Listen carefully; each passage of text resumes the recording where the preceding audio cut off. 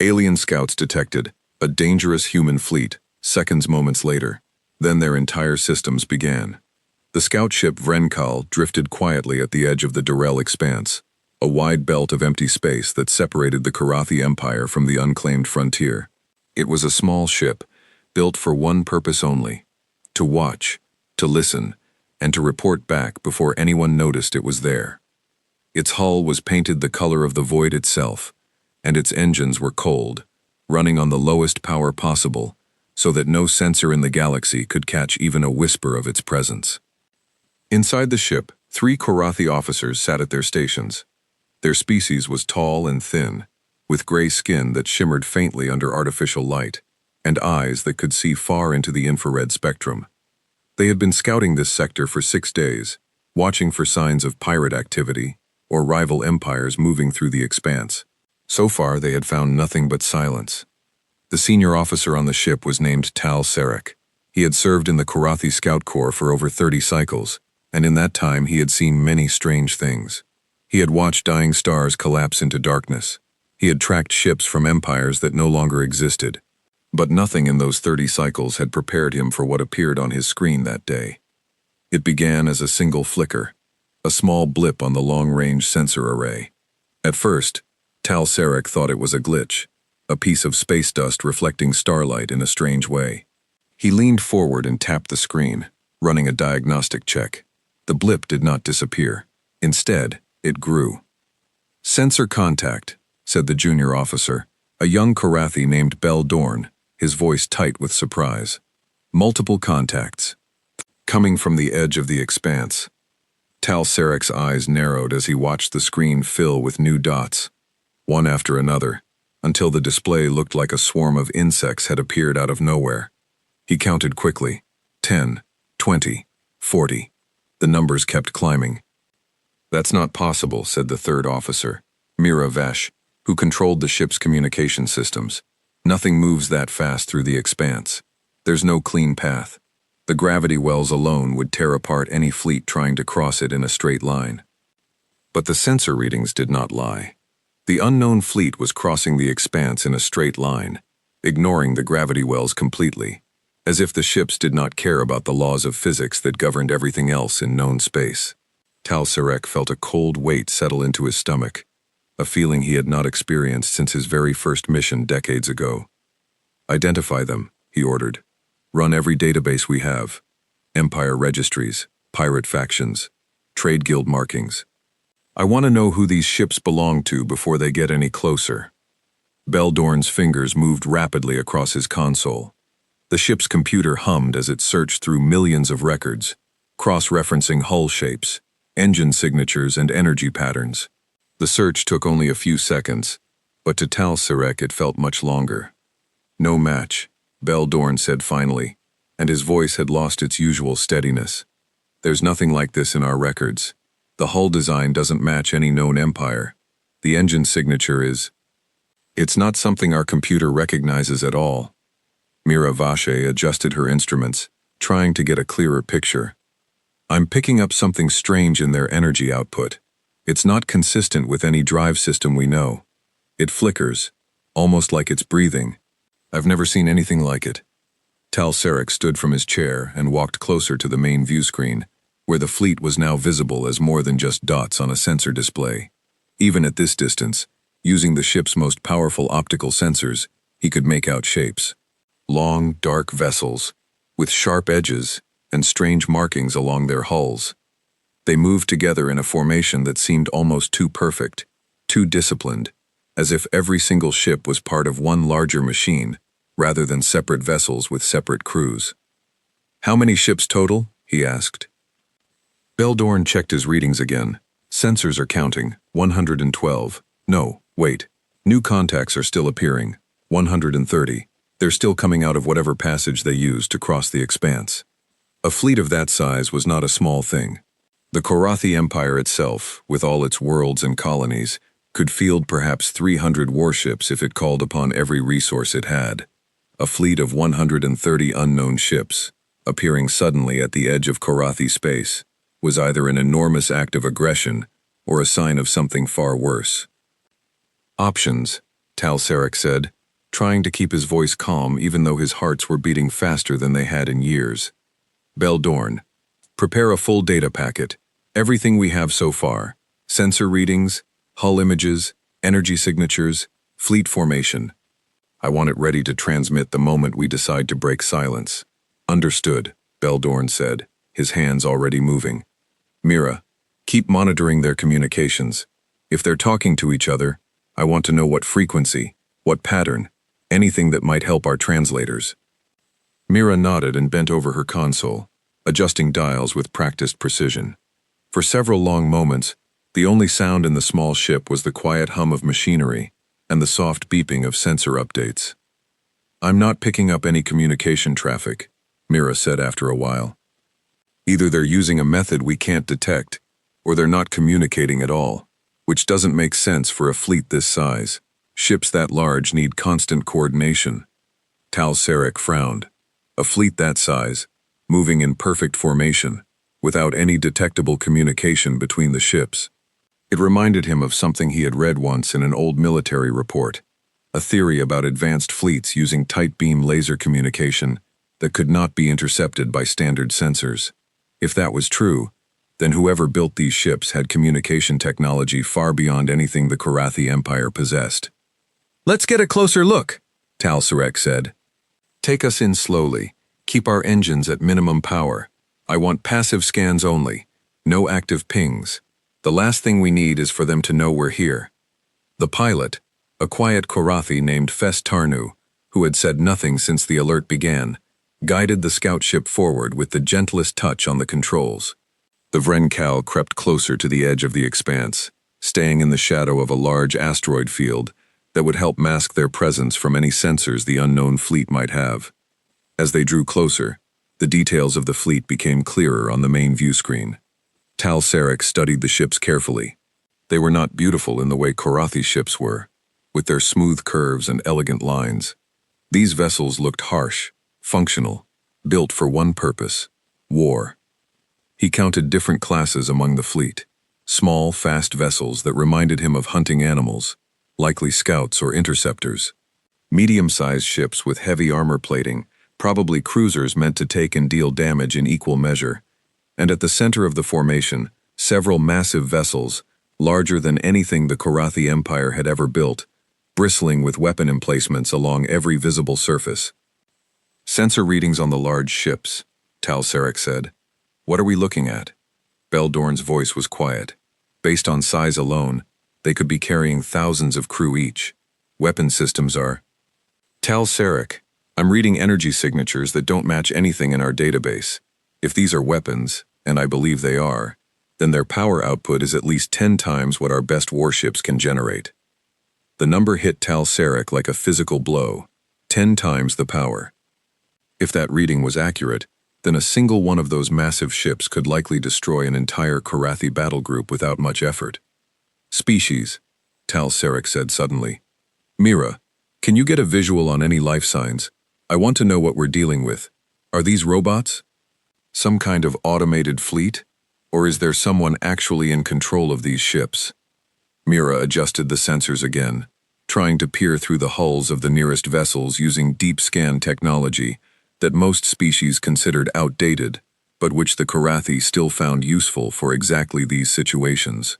It took a moment, but slowly, faint life sign readings began to appear on her screen. I'm reading biological life signs, she said slowly. Organic, warm-blooded, similar range to us, though their body temperature runs a bit higher. Population estimates on the larger ships are enormous. Tal Sarek, if my readings are correct, the crew complement on just the largest ship could be close to 15,000 individuals. 15,000. On a single ship, Tal Sarek tried to process the number and found it difficult.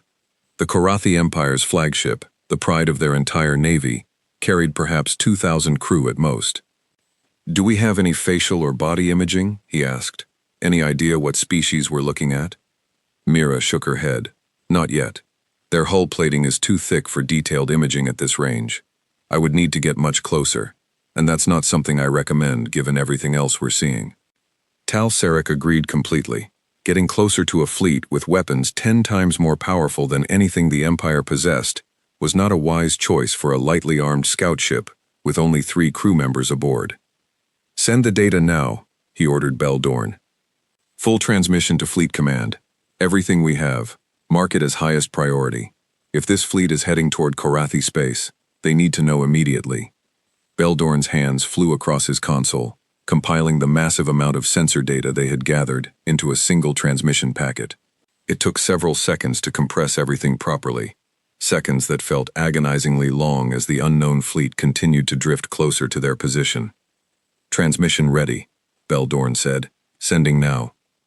The moment the words left his mouth, something strange happened. The lights on the bridge flickered, just for an instant, so briefly that Tal Sarek almost thought he had imagined it. Then Mira's communication console let out a harsh burst of static, and the screen in front of her went completely black.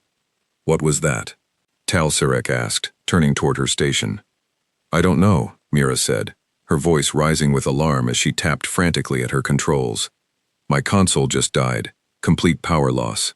I'm trying to restart it now, but—" She never finished the sentence. Across the bridge, Beldorn's sensor display suddenly filled with cascading lines of corrupted data, symbols and numbers scrolling faster than any eye could read, and then his screen too went dark. "Sensors are down," Beldorn said, panic creeping into his voice. "All of them. I've never seen anything like this. It's like something reached into our systems and just turned everything off." Tal Sarek felt the cold weight in his stomach turn into something closer to fear.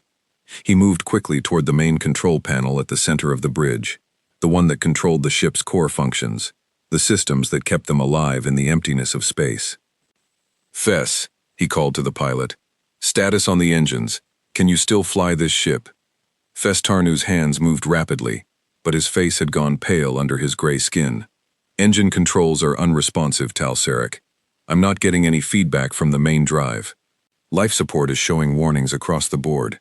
Something is happening to every system on this ship at the same time."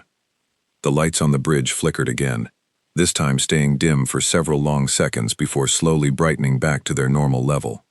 In that darkness, Tal Sarek's mind raced through every possibility.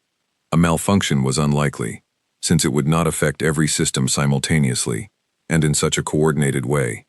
A weapon strike seemed impossible, since there had been no flash of energy, no impact, nothing that would suggest they had been fired upon. That left only one explanation, one that Tal Sarek did not want to believe but could no longer ignore. Somehow, without firing a single shot, without even appearing to notice their small scout ship hiding near the asteroid field, the unknown fleet had reached across the emptiness of space and begun to take control of the Vrenkal's systems. "Cut all outgoing communication," Tal Sarek shouted, though he already suspected it was too late. "Beldorn, disconnect the sensor array from the main computer. If something is spreading through our systems, we need to isolate it now." Beldorn tried to comply, his hands shaking as he reached for the emergency disconnect switches built into his console. But before his fingers could reach the controls, every screen on the bridge lit up at once, filling with a single repeating pattern of strange symbols that none of them recognized. The pattern pulsed steadily, almost like a heartbeat, spreading across every display, every control panel, every piece of technology on the ship. Mira let out a small cry as sparks began to fall from her console. The lights dimmed once more, this time not brightening back up. In the sudden near darkness, lit only by the pale emergency lighting along the floor, Tal Sarek stood frozen at the center of the bridge, staring at the massive unknown fleet still visible through the main viewport, drifting silently at the edge of the Durrell expanse. Whatever those ships were, whoever commanded them, they had just done something that should not have been possible. They had reached across empty space and touched the very heart of a Korathi vessel, without ever firing a shot, without ever seeming to notice the small scout ship watching them from the shadows. And as the last of the Vrenkal's systems went dark one by one, Tal Sarek understood with growing dread that the report he had tried to send, the warning meant to reach Fleet Command about this dangerous new fleet, had likely never left the ship at all. They were alone, powerless, and drifting silently in the dark, right in the path of a fleet that had just proven itself capable of things the Korathi Empire had never even imagined were possible. The emergency lighting cast long shadows across the bridge of the Vrenkal as Tal Sarek waited in the darkness, his hearts pounding against his chest. Around him, his crew sat frozen at their dead consoles, unsure whether to try restarting their systems or to remain still, afraid that any action might draw the attention of the massive fleet drifting nearby. Minutes passed in silence. Then, without warning, the main lights flickered back to life, and the low hum of the ship's systems returned, as if nothing had happened at all. "Systems are coming back online," Beldorn said, disbelief clear in his voice. He tapped his console cautiously, watching as the sensor display slowly rebuilt itself, line by line. "Everything looks normal. No damage reports, no corrupted files that I can find. It's like it never happened." Mira Vosh checked her own station with the same careful disbelief. "Communication systems are back too. I'm not seeing any permanent damage anywhere." Whatever that was, it didn't destroy anything. It just turned everything off for a while. Tal Sarek moved to the main viewport and looked out at the unknown fleet. It was still there, still holding its formation at the edge of the Durrell expanse, showing no sign that anything unusual had occurred. No weapons had fired, no ships had moved closer. Whatever had happened to the Vrenkal's systems seemed to have been almost an afterthought, a small demonstration rather than an attack. "Beldorn, did our transmission go out before the systems failed?" Tal Sarek asked, dreading the answer. Beldorn checked the logs, his frown deepening the longer he looked. "I can't tell for certain. The outgoing message log shows the transmission was initiated, but there's no confirmation it completed. It might have gone through. It might not have." "We can't take that chance," Tal Sarek said. "We need to get out of here and deliver this report in person if we have to. Fess, get us moving. Slow and quiet. Back toward the nearest relay station. I don't want to risk another transmission attempt this close to that fleet." Fess Tarnu nodded and carefully guided the ship away from the asteroid field, keeping their engines at the lowest possible output. As the Vrenkal pulled back into the deeper shadows of the expanse, Tal Sarek kept his eyes on the unknown fleet, until it was nothing more than a cluster of distant dots on the sensor display, and then nothing at all.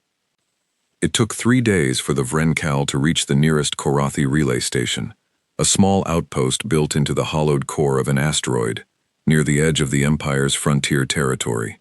The moment they docked, Tal Sarek rushed to the communication center to send his report directly, refusing to trust any automated system after what had happened at the expanse. The report reached Fleet Command within hours, and the response was immediate. A full council of Korathi military leaders was called into emergency session, and Tal Sarek, along with his crew, was ordered to report to the capital world of Kesh-Vantar to give a direct account of everything they had witnessed. The council chamber on Kesh-Vantar was a massive circular room built beneath the surface of the planet, designed to withstand any attack that might one day be launched against the homeworld. High-ranking officers filled the seats, along with representatives from every major Korathi colony and several senior scientists who studied threats from beyond the Empire's borders. At the center of the chamber, on a raised platform, stood Grand Admiral Kessa Voren, the highest-ranking military officer in the entire Korathi Navy. Tal Sarek stood before the council, his crew beside him, and told them everything: the sudden appearance of the fleet, the impossible crossing of the Durrell expanse in a straight line, ignoring the gravity wells, the strange energy signatures that matched nothing in Korathi records, the massive ships, larger than anything the Empire had ever built, capable of carrying thousands of crew each. And finally, the strange event that had disabled every system on the Vrenkal without a single shot being fired. When he finished speaking, the chamber fell into a heavy silence. Grand Admiral Voren studied him carefully before speaking. "You are certain of these numbers," she said. 130 ships, possibly more, with weapon signatures 10 times stronger than our own vessels." "I am certain of what our sensors recorded, Grand Admiral," Tal Sarek replied. "Whether those readings represent their true capability, I cannot say for certain. It is possible the numbers were even higher, given how our systems failed shortly after we obtained them." A murmur passed through the chamber. One of the senior scientists, An elderly Korathi named Doran Fell, who had spent his life studying unknown threats from beyond the Empire's borders, rose from his seat. "Grand Admiral, if I may," he said, "the description of this event, where an entire ship's systems were disabled without any detectable weapon discharge, matches nothing in our historical records. We have encountered species with advanced technology before, but nothing capable of what Officer Sarek describes. If this is accurate, we may be dealing with a species whose understanding of computer systems and energy manipulation far exceeds our own. Do we have any idea who these beings are?" Grand Admiral Voran asked. "Any historical records? Any rumors from other empires? Anything at all?" Doran Fell hesitated before answering. "There have been whispers, Grand Admiral. Fragments of information passed along trade routes from empires far beyond our own borders. Stories of a species that calls itself human, originating from a world called Earth, somewhere in a distant, previously unexplored region of the galaxy.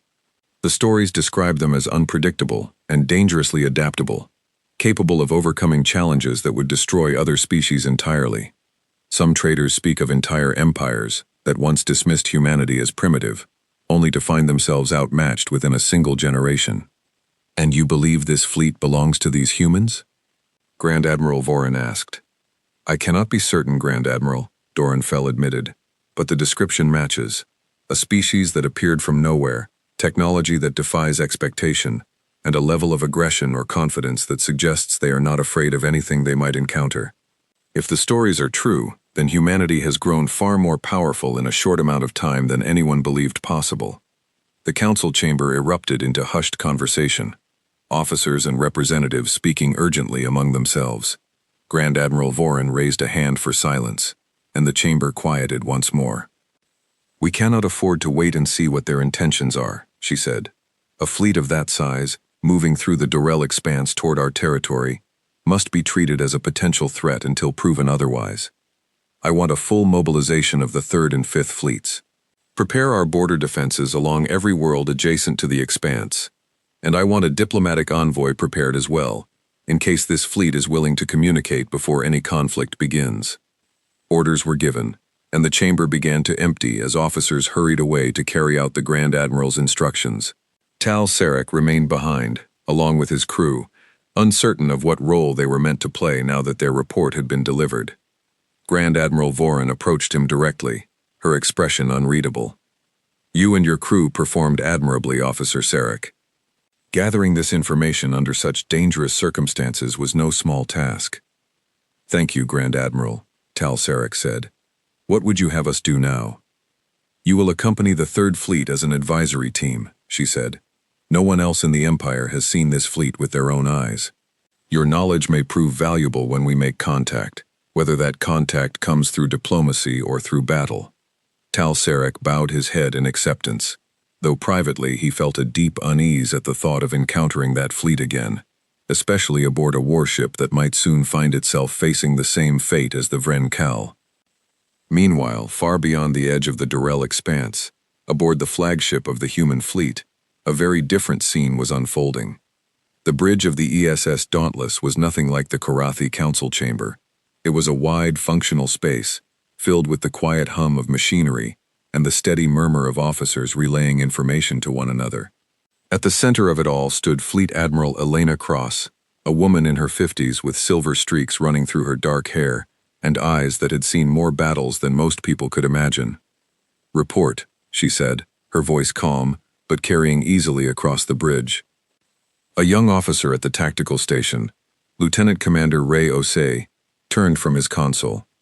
"Ma'am, our forward sensor drones picked up a small vessel near the edge of the expanse 3 days ago. Passive scan signature, low power output, definitely a scout ship, not one of ours." "Species?" Admiral Cross asked. "Preliminary analysis suggests Korathi Empire," Ray Osei said. "Their hull design matches records we obtained from the Trade Consortium archives. Small, thin-hulled vessel, likely a scout or reconnaissance ship rather than a warship." Admiral Cross nodded slowly, her expression thoughtful. "And what happened to it?" "Standard procedure was followed, ma'am," Ray Osei said. The Sentinel protocol activated automatically when their sensors attempted an active scan against our fleet. Their systems experienced a temporary shutdown, consistent with protocol parameters. No permanent damage was intended, or, as far as our monitoring could tell, caused.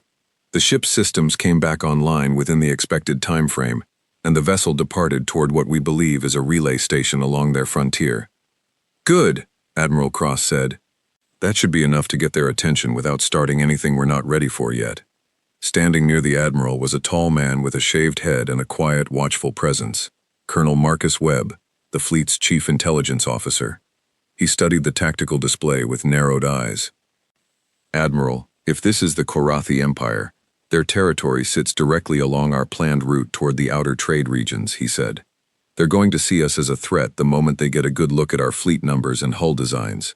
Species like this tend to react defensively to unknown fleets crossing their borders."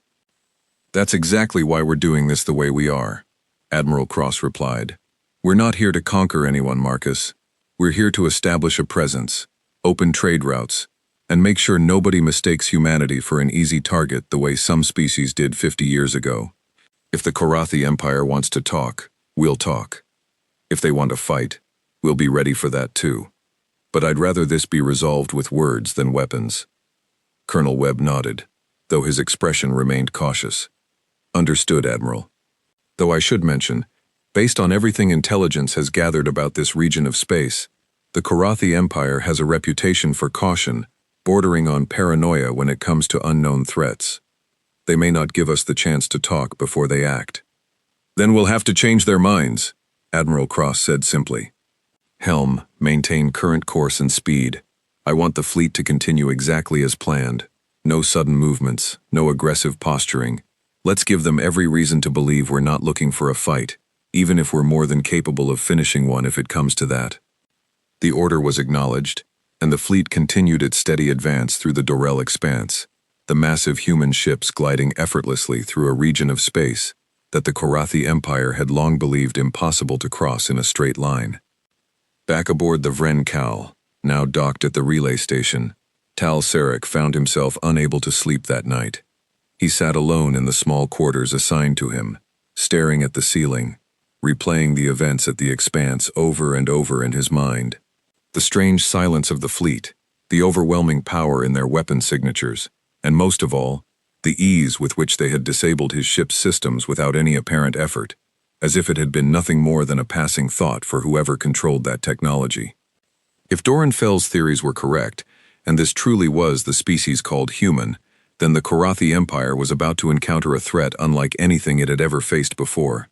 And as Tal Sarek closed his eyes and tried to find some rest before the journey to rejoin the Third Fleet, he could not shake the feeling that the true test of the Empire's strength was only just beginning.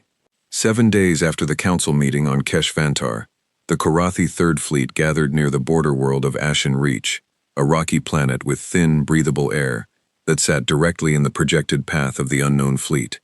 90 warships assembled in orbit, their hulls gleaming under the pale light of Ashen Reach's small yellow sun, forming a defensive line meant to intercept the intruders before they could reach any populated Korathi world.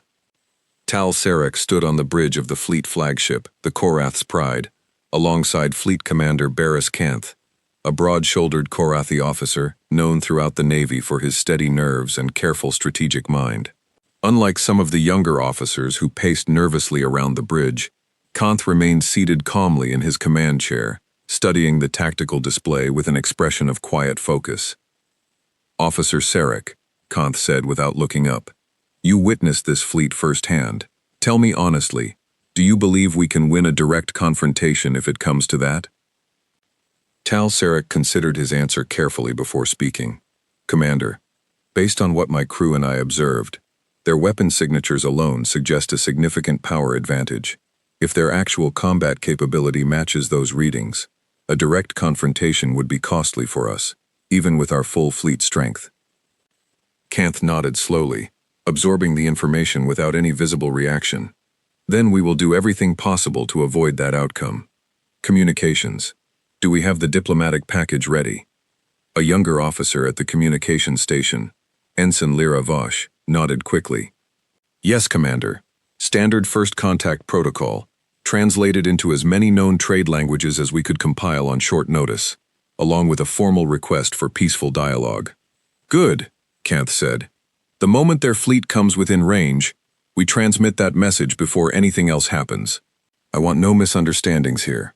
We are prepared to defend ourselves, but we are not looking to start a war with a species we know almost nothing about. For the next several hours, the fleet held its position, sensors scanning the edge of the expanse for any sign of the approaching ships. Tal Sarek stood near the main viewport, watching the stars, remembering the strange silence of the human fleet when he had first encountered it. He wondered if that silence would hold now, or if something entirely different awaited them. The first sensor contact appeared, just after the ship's midday cycle. A single blip, far at the edge of detection range, followed quickly by dozens more, until the tactical display filled with the same overwhelming swarm of dots that Tal Sarek remembered from the Vrenkal's encounter weeks earlier. "Fleet detected," the sensor officer called out, his voice tight with tension. "Matches the profile from Officer Sarek's report. Estimated 130 vessels, possibly more emerging from behind the lead formation." Kanth rose from his command chair, his expression hardening slightly as he studied the display. "All ships, hold position. Weapons remain in standby mode. Do not power up offensive systems unless I give the order. Ensign Vosh, prepare to transmit the diplomatic message the moment they're within communication range." The human fleet continued its steady approach, moving with the same disciplined formation Tal Sarek had witnessed before. As the distance closed, the Korathi sensors began picking up clearer readings, confirming everything from the earlier report and revealing new details that made several officers on the bridge visibly uneasy. "Commander, I'm picking up something odd," the sensor officer said. "Their fleet formation is adjusting. It looks like they're spreading out, but not in an attack pattern. It's more like they're making room, like they're preparing to hold position rather than advance further." Kanth frowned at this information. "Are they slowing down?" "Confirmed, Commander. Their fleet is decelerating. At current rates, they'll come to a full stop well outside effective weapons range, roughly at the boundary we'd consider a diplomatic distance." A quiet murmur passed through the bridge. Tal Sarek felt a small measure of relief at this news. A fleet preparing for battle would typically maintain speed and aggressive positioning, not slow down and spread into a more passive formation. This behavior suggested, at least for the moment, that the human fleet was not planning an immediate attack. "Transmit the message now," Kanth ordered. "Let's see if they respond." Ensign Vosh's hands moved quickly across her console, sending the carefully prepared diplomatic package out into the emptiness of space between the two fleets. The message contained a simple greeting, an explanation of Korathi territorial boundaries, and a formal request for the unknown fleet to identify itself and state its intentions before proceeding any further. The wait for a response felt endless. Tal Sarek watched the tactical display, counting the seconds as they passed, wondering if the transmission had even been received, let alone understood by whoever commanded that massive fleet. Then, without warning, every screen on the bridge flickered simultaneously, and a new signal appeared on the communication display, this one clearly directed back toward the Korath's Pride. "Commander, we have a response," Ensign Vosh said, her voice rising with surprise. It's already translated into our language. I don't understand how, but the message is clear." "Play it," Kanth ordered. A voice filled the bridge, deep and calm, speaking in perfect Korathi, with only the slightest unusual accent, to suggest it had been generated by a translation system rather than a native speaker. "This is Fleet Admiral Elena Cross of the human vessel ESS Dauntless, representing the Terran Expeditionary Fleet. We received your message and acknowledge your territorial claim over this region of space. Our intentions are not hostile. We are conducting an exploratory and diplomatic mission through this sector, seeking to establish trade relations with the various civilizations we encounter. We request a formal meeting between representatives of our two peoples to discuss safe passage through your territory and the possibility of future cooperation." The bridge fell into stunned silence. Tal Sarek felt his heart skip slightly at the calm, measured tone of the message. It was not the voice of an invading force preparing for conquest. It sounded almost reasonable, almost friendly, despite the overwhelming power that fleet clearly possessed. Kanth exchanged a glance with Tal Sarek before responding. Ensign Vosh, prepare a reply. Inform them we accept their request for a formal meeting. We will send a shuttle with a diplomatic envoy to a neutral point between our fleets, under standard first contact protocols. The reply was sent, and within minutes, confirmation arrived from the human fleet, agreeing to the proposed terms. A specific meeting point was established, a location roughly equidistant between the two massive formations of warships, where a single unarmed shuttle from each side would meet to begin formal discussions. Tal Sarek was surprised, though not entirely displeased, when Commander Kanth selected him to be part of the diplomatic envoy, given his first-hand experience with the unknown fleet.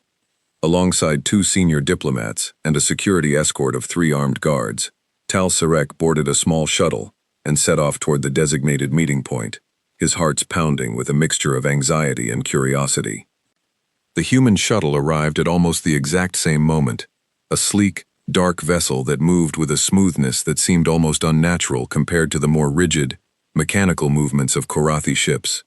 As the 2 shuttles docked together using a shared airlock system that had been quickly negotiated over open communication channels, Tal Sarek found himself holding his breath, uncertain of what to expect when the airlock doors finally opened.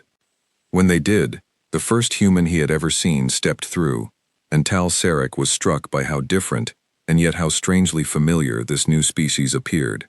The human was tall, though not as tall as a Korathi, with pale skin, short dark hair, and eyes that held a calm, steady confidence. She wore a simple gray uniform with subtle markings that Tal Sarek assumed indicated rank, and she moved with the easy grace of someone completely comfortable in her own body, despite standing before an entirely unfamiliar species for the first time. Fleet Admiral Elena Cross, she said, extending a hand in a gesture that the Korathi translators had prepared them for, a common human greeting involving physical contact. Tal Sarek's diplomatic escort, an elder Korathi named Senis Tal, hesitated only briefly before reaching out and grasping her hand in the same manner, completing the strange but harmless ritual. Elder Senis Tal, the diplomat replied through his translator device. On behalf of the Korathi Empire, we welcome you to this meeting and hope for a productive discussion. Admiral Cross smiled slightly, a gesture that Tal Sarek's translator explained was generally a sign of friendliness among humans, though it could also carry other meanings depending on context. I appreciate your willingness to meet with us so quickly. I understand our sudden appearance must have been alarming.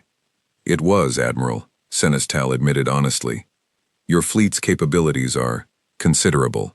May I ask what technology allows you to communicate in our language so quickly, and what happened to disable the systems of our scout ship several weeks ago? Admiral Cross's expression grew slightly more serious. Our fleet uses advanced computer systems capable of rapid language analysis when we intercept communication signals or scan data from other species. As for your scout ship, I owe you an honest explanation. Our fleet employs a defensive protocol that automatically neutralizes active scanning attempts from unknown vessels as a precaution against hostile reconnaissance. It temporarily disables non-essential systems without causing permanent damage. I apologize if it caused your crew any distress. It was not intended as an act of aggression, merely caution. Tal Sarek listened carefully, absorbing this explanation with a mixture of relief and continued unease. It confirmed his earlier assumption that the fleet had deliberately disabled the Vrenkal's systems, but it also suggested a level of restraint that he had not expected. If they had wanted to destroy his ship, they clearly could have. Instead, they had simply neutralized the immediate threat and allowed his crew to depart unharmed. We appreciate your honesty, Admiral, Senis Tal said. The Korathi Empire values careful diplomacy, but we must also be honest about our own concerns. A fleet of your size and capability appearing suddenly at our borders is understandably alarming for our people. We would like to better understand your intentions, both immediate and long-term, before we can fully commit to any agreement regarding passage through our territory. That's fair, Admiral Cross said. I'll be honest with you, Elder Senis. Humanity has expanded quickly since we first developed the technology to travel beyond our home system. We've encountered other species before, some welcoming, some hostile. We've learned that showing strength up front, while also extending an honest hand of peace, tends to prevent misunderstandings that could otherwise turn violent. We're not here to conquer your territory or threaten your people.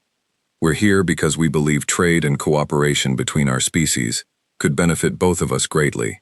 But we will defend ourselves and our fleet if attacked, and I want to be completely transparent about that as well.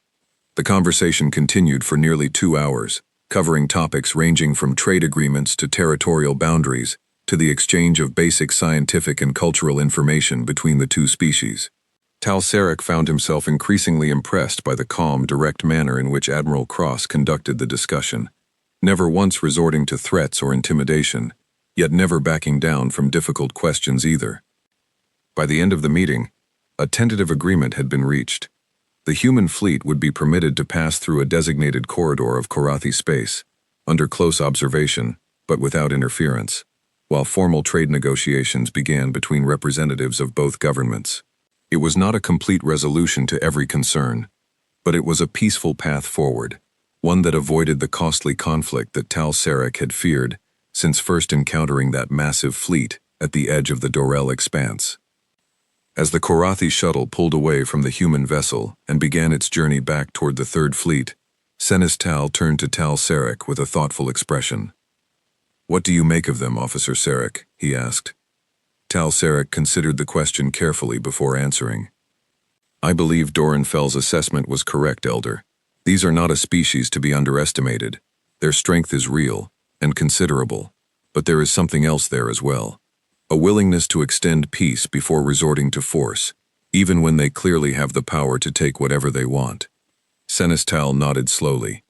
"Let us hope that willingness holds, Officer Sarek, for all our sakes." As the shuttle continued back toward the fleet, neither of them could have known just how quickly that fragile peace would be tested, or how the choices made in the coming days would shape the future of both their peoples for generations to come. The agreement reached between Fleet Admiral Elena Cross and Elder Senis Tal brought a fragile peace to the border region near Ashen Reach, but not everyone within the Korathi Empire was pleased with the outcome. Word of the human fleet's power had spread quickly through military channels, and among certain factions of the Empire's leadership, that power was seen not as a reason for caution, but as a threat that needed to be eliminated before it could grow any stronger. Grand Marshal Osik Thane commanded the Korathi Fifth Fleet, stationed at the neighboring sector of Vantik Hollow. Unlike Fleet Commander Kanth, Thane was a Korathi of the old military tradition, one who believed that any unknown force appearing near Korathi space represented a danger that should be confronted with overwhelming strength rather than diplomacy. When he received reports of the agreement reached at Ashen Reach, he was furious. "They allowed an unknown fleet, one capable of disabling our ships without firing a shot, to simply pass through our territory," Thane said to his senior officers aboard his flagship, the Iron Talon. "This is not diplomacy. This is weakness, and weakness invites conquest." His officers exchanged uneasy glances, but none dared to challenge him directly. Thane had built his reputation over decades of aggressive but successful campaigns against pirate factions along the Empire's frontier, and few within the military establishment were willing to question his judgment, even when it clashed with orders from Fleet Command. "Grand Marshal, our orders from the Council specifically state that the human fleet is to be allowed peaceful passage," one of his officers said carefully. "Any interference could be seen as a violation of the agreement." "The Council was not present at the expanse when that fleet first appeared," Thane replied sharply. "They did not witness what these humans are capable of. I have read the same reports as everyone else, and I see only one reasonable course of action. We eliminate the threat while we still have the element of surprise, before they establish themselves further within our borders." Despite the concerns of his officers, Thane began quietly mobilizing the Fifth Fleet, moving his ships toward the designated corridor where the human fleet was expected to pass in the coming days. He did not inform Fleet Command of his intentions, believing that once he had removed the threat, the Council would understand and thank him for his decisive action. Meanwhile, aboard the ESS Dauntless, Admiral Cross received a routine update from her intelligence officer, Colonel Marcus Webb, several days after the meeting with the Korathi diplomatic envoy. "Admiral, we're picking up unusual fleet movements near Vantik Hollow," Webb said, displaying the sensor data on the main tactical screen. A significant portion of what appears to be the Korathi Fifth Fleet is moving toward our projected transit corridor. Their formation and speed suggest this isn't a routine patrol. Admiral Cross studied the data carefully, her expression unreadable. Any communication from Korathi Fleet Command regarding this movement? None, Admiral, Webb replied. Which is concerning, given that the agreement specified our passage would be closely monitored but not interfered with. This movement wasn't part of any plan we were briefed on. Do we have any read on their intentions? Admiral Cross asked. Based on their approach vector and formation, I'd estimate a high probability of hostile intent, Webb said. Though I want to stress, Admiral, this could also be a miscommunication within their own command structure. Not every action from an unfamiliar species should be assumed hostile. Admiral Cross nodded slowly, considering her options. Maintain current course. I want full alert status across the fleet, but no offensive posturing. If this is a misunderstanding, I don't want to make it worse by reacting aggressively. If it's something else, I want us fully prepared without throwing away the goodwill we've built with their government. The human fleet continued along its planned route, ships maintaining their disciplined formation, as the distance to the Korathi Fifth Fleet steadily closed. Aboard the Iron Talon, Grand Marshal Thane watched the approaching human vessels with grim determination, his fleet arranged in an aggressive intercept formation, designed to surround and overwhelm the smaller human force before they could react. All ships, prepare for engagement, Thane ordered. Target their largest vessels first. If our sensor readings are accurate, disabling their command ships early should prevent effective coordination among the rest of their fleet. As the two fleets drew within weapons range, Thane gave the order to open fire, launching a coordinated barrage of energy weapons and missile volleys toward the human formation without any warning or attempt at communication. Aboard the Dauntless, alarms blared across the bridge as the incoming attack was detected. Admiral, we're being fired upon, Webb reported urgently. Multiple weapon signatures, entire spread patterns, consistent with a full fleet engagement. Admiral Cross's expression hardened, but her voice remained steady. Activate defensive shielding across the fleet. Do not return fire yet. Let's see what their weapons actually do against our defenses first. The incoming barrage struck the human fleet's shields moments later, a massive display of energy and light that would have obliterated any unshielded vessel many times over. But as the light faded, the human ships remained completely undamaged, their shields having absorbed the entire attack without any visible strain. On the bridge of the Iron Talon, Grand Marshal Thane stared at his tactical display in disbelief as the reports came in. That's not possible. Full fleet barrage, direct hits confirmed, and their shields didn't even fluctuate? Grand Marshal, their defensive technology appears to be significantly beyond anything in our records, his tactical officer said, his voice tight with growing alarm. Should we continue the attack? Thane hesitated only a moment before his pride and stubbornness overcame his growing doubt. Continue firing. Concentrate all weapons on a single target. Even the strongest shields have limits. The Fifth Fleet unleashed another massive barrage, this time focusing every available weapon on the Dauntless itself.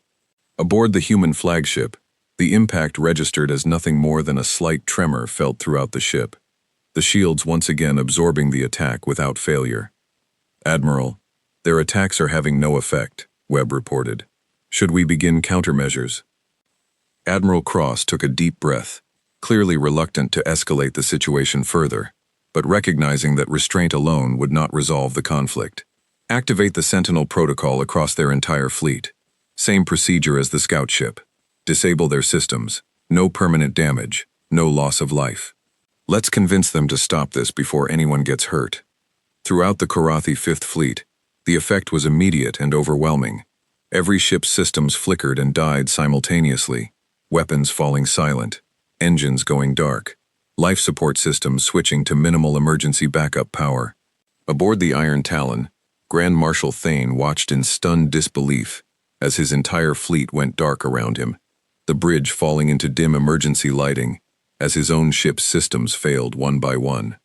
What has happened? Thane demanded, though there was no one left able to answer him, as every officer on the bridge struggled with their own dead consoles. The Fifth Fleet drifted helplessly in space, completely at the mercy of the human fleet that continued to hold position nearby, weapons still silent, making no move to press their overwhelming advantage, despite having every opportunity to destroy the now defenseless Korathi ships. Word of the incident reached Fleet Command within hours, transmitted through an emergency relay that had somehow remained functional despite the widespread system failures across the Fifth Fleet. Grand Admiral Voren received the report with a mixture of fury and disbelief, immediately ordering Fleet Commander Kanth and the diplomatic team to proceed to Vantic Hollow to assess the situation and prevent any further escalation. By the time Kanth's ships arrived, the Fifth Fleet's systems had slowly begun coming back online, mirroring exactly what had happened to the Vrencal weeks earlier. Grand Marshal Thane, humiliated and furious, was relieved of his command on the spot, placed under arrest for violating direct orders from Fleet Command and endangering the fragile peace with the human fleet. Tal Sarek, once again part of the diplomatic delegation sent to address the crisis, found himself aboard a shuttle heading toward the Dauntless for an emergency meeting with Admiral Cross. He wondered, with a mixture of dread and curiosity, how the humans would respond to this unprovoked attack, and whether the peace agreement could possibly survive such a serious breach of trust. When Elder Senis Tal and Tal Sarek were escorted aboard the Dauntless, they found Admiral Cross waiting for them, her expression calm but clearly troubled by recent events. "Admiral, on behalf of the Korathi Empire, I offer our deepest apologies for the unprovoked attack by Grand Marshal Thane's fleet," Senis Tal said immediately. "His actions were not sanctioned by Fleet Command or the ruling council. He has been removed from command and will face full accountability for his actions." Admiral Cross studied him for a long moment before nodding slowly. "I appreciate that, Elder Senis. I want to be clear that we did not wish for this confrontation. Our response was designed specifically to prevent loss of life on either side, despite the severity of the attack against our fleet.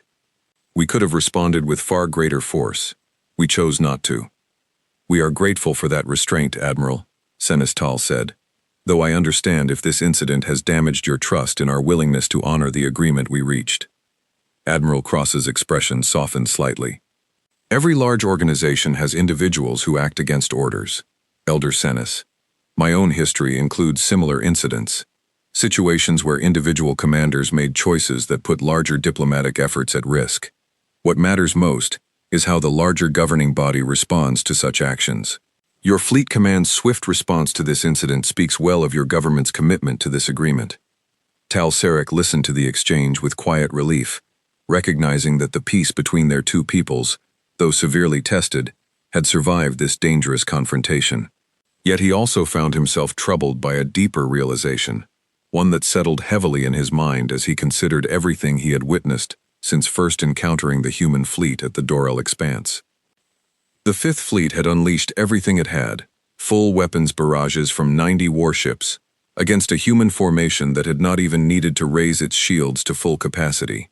And in response, the humans had chosen the gentlest possible countermeasure available to them, one that caused no permanent harm despite having every justification to respond with devastating force. If this was truly the extent of their restraint, Tal Sarek wondered with a mixture of awe and unease. What might happen if a species less cautious, less willing to extend peace, ever pushed humanity past the limits of that patience? As the meeting continued, working toward reaffirming the terms of their fragile but still intact agreement, Tal Sarek could not shake the feeling that the Korathi Empire had just witnessed only the smallest fraction of what this new species was truly capable of, and that the coming years would reveal far more about the nature and the true strength of humanity than anyone in the Empire currently understood. In the months that followed the incident at Vantic Hollow, the relationship between the Korathi Empire and the human fleet slowly shifted from cautious tolerance into something resembling genuine cooperation. Grand Marshal Thane's trial concluded with his permanent removal from military service, a public acknowledgement by the Korathi government that his actions had been both unauthorized and dangerously reckless. The gesture was noted with quiet approval by Admiral Cross and her command staff, who saw it as further proof that the Empire's leadership genuinely valued the peace they had worked to establish. Formal trade negotiations began soon after, conducted primarily aboard a neutral space station constructed jointly by both governments near the border of the Dorel Expanse. Tal Sarek, given his unique history with the human fleet, was assigned a permanent position within the Korathi diplomatic mission, working closely alongside Elder Senis Tal and a rotating team of human representatives who arrived to discuss everything from trade routes to technological exchange. It was during one of these meetings that Tal Sarek finally had the opportunity to speak directly with Colonel Marcus Webb, the human intelligence officer he had heard mentioned many times but never formally met. The two found themselves sharing a quiet moment in the station's observation lounge after a particularly long session of trade discussions, looking out at the stars through the massive viewport. "I've read your original report," Webb said, breaking the comfortable silence between them, "about the Vrencal and what happened when our fleet first detected your scout ship. I imagine that must have been quite an experience." Tal Sarek considered his response carefully. "It was frightening, Colonel, to have every system on my ship fail simultaneously, without any understanding of what was happening or why. I confess I believed, for a short time, that we were about to die." Webb nodded, his expression thoughtful. "For what it's worth, that protocol exists specifically to avoid that outcome. Humanity learned some hard lessons early in our expansion beyond our home system. We encountered situations where hesitation or excessive caution led to unnecessary loss of life, and other situations where overwhelming force created enemies out of what could have been allies. The Sentinel Protocol was designed to give us options between those extremes, a way to neutralize immediate threats without resorting to violence unless absolutely necessary. It is an impressive piece of technology," Tal Sarek admitted, "though I confess, it is also somewhat unsettling to know that any of our systems could be disabled so completely, and so easily, whenever your fleet chooses." Webb smiled slightly. "I understand that concern, but consider this. Your Fifth Fleet launched everything they had against us, and we still chose the option that caused no lasting harm. That should tell you something about our intentions, even when we have every justification and capability to respond differently." Tal Sarek nodded slowly, recognizing the truth in Webb's words, though the underlying unease never fully disappeared. Humanity possessed power that the Korathi Empire could not hope to match, not in the foreseeable future. Yet time and again, they had chosen restraint over dominance, cooperation over conquest, even when circumstances would have justified a far more aggressive response. As the months turned into years, the partnership between the two species grew steadily stronger. Human trade ships began regularly visiting Korathi worlds, bringing technology and resources that helped modernize aging infrastructure across the empire. In return, Korathi engineers and scientists shared their own advancements, particularly in areas of long-range communication and gravitational navigation that even humanity's advanced fleet found valuable. Grand Admiral Voren, now nearing the end of her long career, oversaw the formal signing of a comprehensive alliance treaty between the Korathi Empire and what had become known throughout this region of the galaxy as the Terran Expeditionary Fleet, representing the interests of a rapidly expanding human civilization. The signing ceremony took place aboard the same neutral space station where negotiations had first begun, attended by representatives from both governments, along with numerous other species who had begun taking notice of this unprecedented alliance forming along the edge of known space. During the ceremony, Admiral Cross took a moment to address the assembled crowd, her voice carrying clearly across the large gathering hall. "When our fleet first crossed the Durrell Expanse, we understood the risk we were taking," she said. "Approaching an unknown civilization always carries uncertainty, the possibility of misunderstanding, of conflict, even of tragedy. But we also believed, based on our own history, that most civilizations, when given the chance, would choose cooperation over conflict, if approached with honesty and mutual respect. The Korathi Empire proved that belief correct, even in the face of significant provocation and misunderstanding along the way. This alliance stands as proof that strength and peace are not opposites but partners, when both sides are willing to extend trust alongside caution." Grand Admiral Voren, standing beside her, added her own reflections to the gathered crowd. "The Korathi Empire has weathered many threats throughout our long history, and we have learned, sometimes through difficult lessons, that not every powerful force that appears at our borders intends us harm. Humanity arrived among us as an unknown and formidable presence, one that could easily have brought destruction rather than partnership. Instead, they extended patience, honesty, and restraint, even when our own people acted rashly against them. For that, and for the future we now build together, the Korathi Empire offers its sincere gratitude and friendship.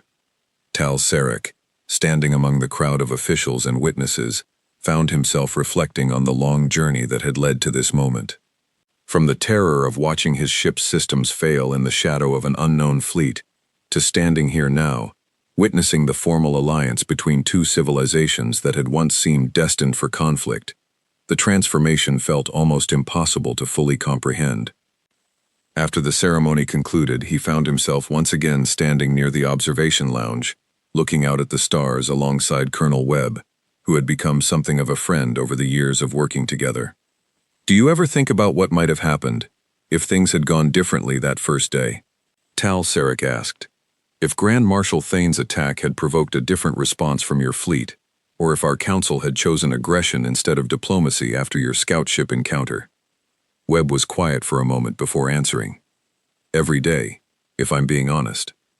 Humanity has walked that line before, with other species, in other parts of the galaxy. Sometimes it led to lasting peace, like what we've built here. Other times, it led to conflicts that cost countless lives on both sides. There's no way to know for certain how things might have unfolded differently. All we can do is make the best choices available to us in each moment, and hope those choices lead somewhere good. Tal Sarek nodded, understanding the weight behind those words. I am grateful, Colonel, that our two peoples found their way to this outcome, rather than the alternative. So am I, Webb replied, a genuine warmth in his voice. For what it's worth, Tal Sarek, I think your report, the very first one your crew sent from the Vrenkal, played a bigger role in this outcome than you might realize. It gave your leadership accurate information, instead of rumors or exaggerated fear. That accuracy, that willingness to report the truth, even when it was frightening, probably prevented a lot of unnecessary conflict. Tal Sarek felt a quiet swell of pride at those words, remembering the fear and uncertainty he had felt during those tense moments at the edge of the Durrell expanse, and the relief when the Council had chosen careful diplomacy over panicked aggression based on his findings. As the two of them stood together, watching the distant stars and the steady flow of ships moving between Korathi and human vessels docked at the station, Tal Sarek reflected on how much had changed since that first frightening encounter. What had begun as a moment of terror, watching his ship's systems fail one by one in the presence of an unknown and overwhelmingly powerful fleet, had ultimately led to one of the most significant alliances the Korathi Empire had ever formed. Word of the Korathi-Human alliance spread quickly throughout the region, reaching the ears of other civilizations who had, until now, remained unaware of just how far humanity's reach had extended. Some viewed the news with curiosity, others with caution, and a few with the same fear that had once gripped the Korathi Empire upon first encountering that mysterious fleet at the edge of known space. But for those who had lived through the entire journey, from first contact through conflict, and finally to lasting peace, the lesson learned was clear. Power alone did not define a civilization's character. It was the choices made when that power could be used, and the restraint shown when destruction was an option but not the chosen path, that truly revealed the nature of those who wielded such strength. As the Dauntless and the Korath's Pride prepared to depart together on a joint mission toward unexplored regions of the galaxy, symbolizing the new partnership between their peoples, Tal Sarek stood on the observation deck of his ship one final time, watching the massive human flagship glide alongside his own vessel with practiced grace. He thought back to that first terrifying moment, the flickering lights, the failing systems, the overwhelming dread of facing something far beyond his understanding, and he smiled quietly to himself, grateful that the story of that encounter, one that could so easily have ended in tragedy, had instead become the beginning of something far greater than anyone aboard the small scout ship Vrenkal could have possibly imagined on that fateful day, at the edge of the Durrell expanse. The two fleets moved forward together into the unknown, united not by conquest, but by the trust that had been carefully built, tested, and ultimately proven strong enough to last, opening a new chapter for both the Korathi Empire and the ever-expanding reach of humanity among the stars.